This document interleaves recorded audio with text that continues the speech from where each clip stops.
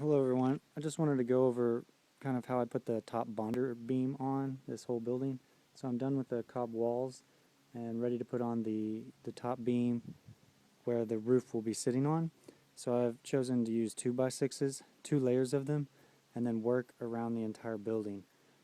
It's just a very simple one plane roof, and what that means is that I have a plane here, which is should be perfectly flat, perfectly level, and then I have a plane here that should also be perfectly level, but they're on different planes themselves. The X and Y axis is different, and this is the slope right here.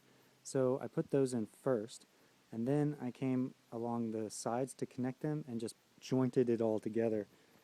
Here's an example, just so everything is very sturdy.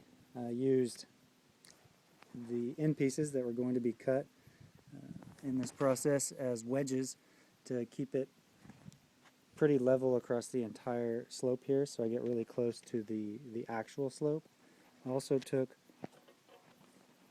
a piece of wood that I cut at the angle and attached a level to it so that I can check the slope on this part. Then once that was all put together, I came in and dug into the previous layer of cob so that I could get anchor pieces down in there.